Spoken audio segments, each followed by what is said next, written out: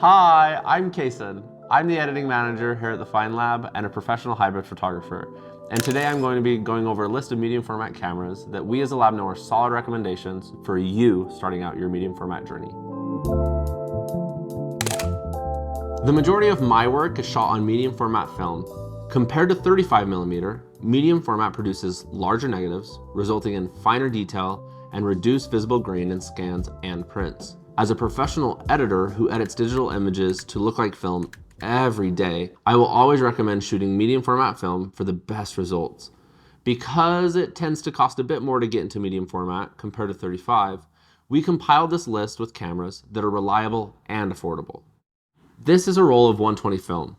120 has emerged as the only surviving format among the various medium format film options. These rolls are easy to find and any professional lab should be able to develop them. The most common ratios for medium format are 6:4:5, 6:6, and 6:7. With 6:4:5 format, each image is captured vertically on the negative within the space of approximately 6 by 4.5 centimeters. With 6:4:5, you'll get 15 to 16 shots per roll. With 6:6, which is 6 by 6 centimeters, or a square ratio, you'll get 12 frames per roll. Lastly, with 6:7, 6 by 7 centimeters, you'll capture 10 frames per roll. So you'll have to reload more compared to 35. We'll be talking about 6:4:5 cameras today and the other formats in later videos. The first camera we'll be recommending is the Pentax 645N. There are three variations: the Pentax 645, the 645N, and the 645N2. The original Pentax 645 was introduced in 1984 and remained in production for 13 years. So there are a lot of these out there, which is great because it keeps them affordable. And at the time of this video, you can find one of these easily for around $500, making them a budget-friendly choice for shooting 645. However, the 645 lacks some features found in later models, such as only fitting 15 images per roll of 120 compared to 16 on later models. The 645N is the successor to the original 645. The N stands for new. The camera was released in 1997 and was a big improvement ergonomically over the original Pentax 645. Now this version introduces autofocus, which the original didn't have. When using non-autofocus lenses, it also adds focus confirmation. Shutter speeds are now set using a dial instead of buttons. They also added a built-in 12-second timer. So get those selfies. None of the Pentax 645 cameras have interchangeable viewfinders. So these cameras are less modular than some of the other cameras we'll be talking about in this video. But the built-in eye level finders are clear and bright. The meter readout is improved on the N compared to the original 645. The N shows a range so you can see how much you're over or underexposed. With all Pentax 645 models, film is loaded onto inserts and not removable backs. This means you can't perform a mid-roll film change. So you'd have to finish an entire roll before changing the film stock. Each camera in the 645 series uses 6 AA batteries to operate. The shutter, film advance, and meter are all electronic and require batteries to function. The 645N2 was released in 2001 and was manufactured until 2009. And this represents the latest version of this camera.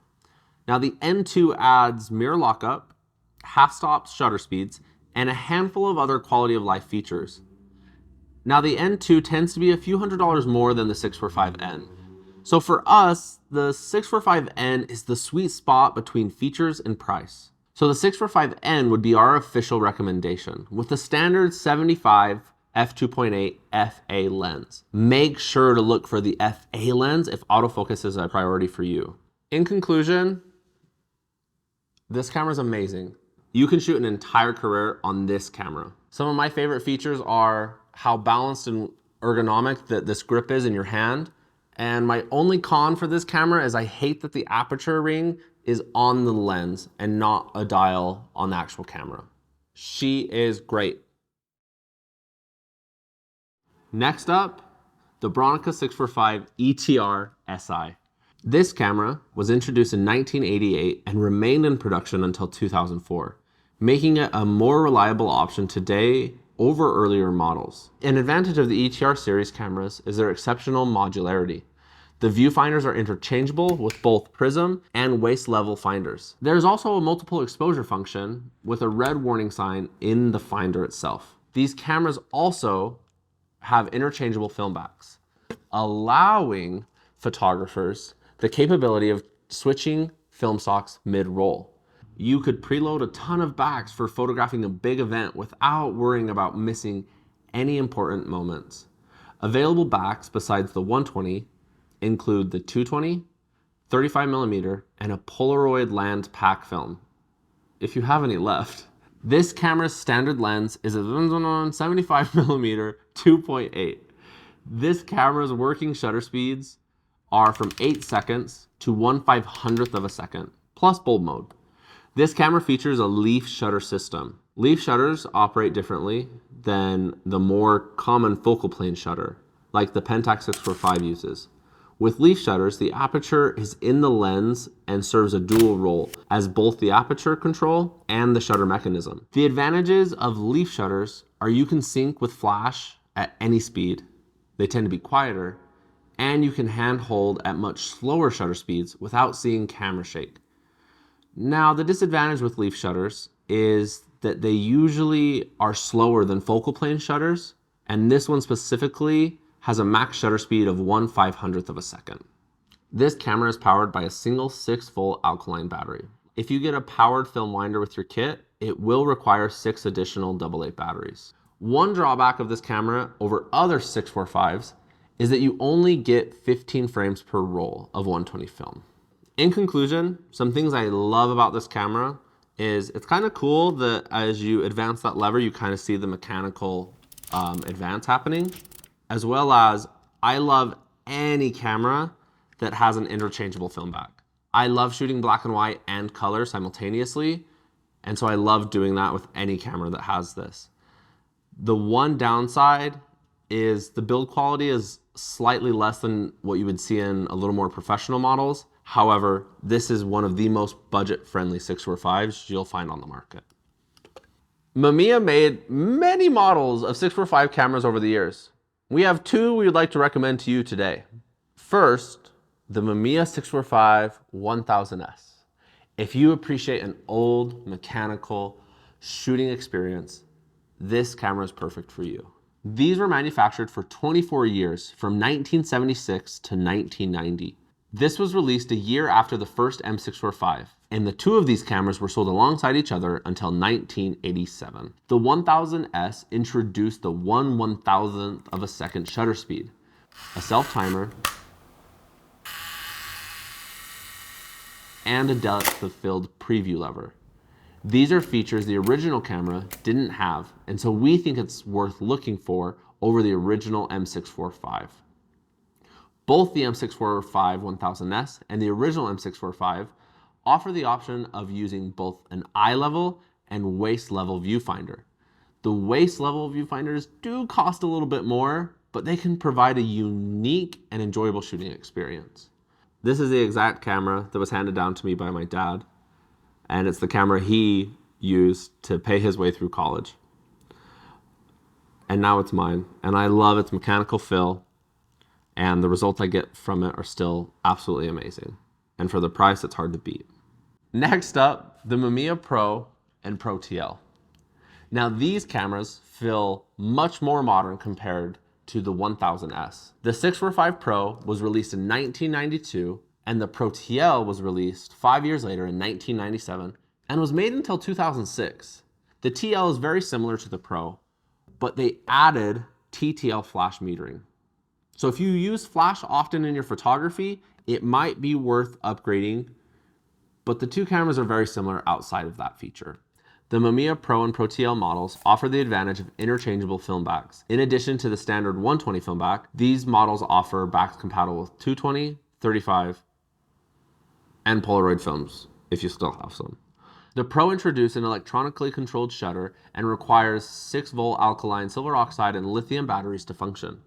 One of the best accessories available on the Pro and Pro TL is the motor drive winder grip, which automatically advances your frame and cocks the shutter. Now, it's not the quietest winder, so we've had some team members switch to the manual winder for quieter events.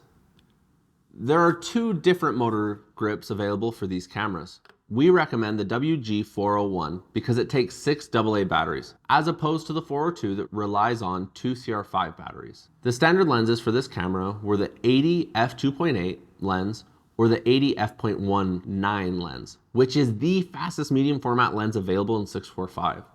The 1.9 lens has two versions, the 1.9 and the 1.9N. The N stands for new, and has a floating element to improve sharpness for close focus to infinity. A downside with both the Mamiya 1000S and the Pro TL is they only capture 15 frames on a roll of 120 film. Last thing to note is that these cameras don't have autofocus capability. It's all manual. So if you're looking for autofocus, you would have to look for the Mamiya 645 AF. Unfortunately, she didn't make the list because she's expensive. This camera's great. First of all, it has that fastest lens at a 1.9 aperture. It also has a great dark slide holder here in the back so that you'll never lose this, so you'll still be able to change those interchangeable backs, as well as it is made more out of plastic, but it's solidly built, which makes it lighter than some of the other 645 models that we've talked about, so it keeps it nice and ergonomic and light in your hands. Next up, we have the Fuji GA645, introduced in 1995. The GA645 is a medium format point and shoot camera. For a medium format camera, it's very small and light, which makes it really great for everyday carry, street photography, or travel. This camera features a fixed 60mm f4 prime lens, which offers an equivalent field of view as a 37mm lens on a 35mm camera. Unlike the other cameras on our list, the lens on the GA645 is not removable. This camera features a leaf shutter, offering a range of shutter speeds from bulb up to 1/400th of a second when shooting from f4 to 9.5. However, when stopping down between f11 to f22, the camera enables faster shutter speeds of up to 1/700th of a second. The photos on this camera are portrait instead of landscape like most cameras. So if you like shooting vertically, this is the standard on this camera, and you'll receive 16 frames on a roll of 120.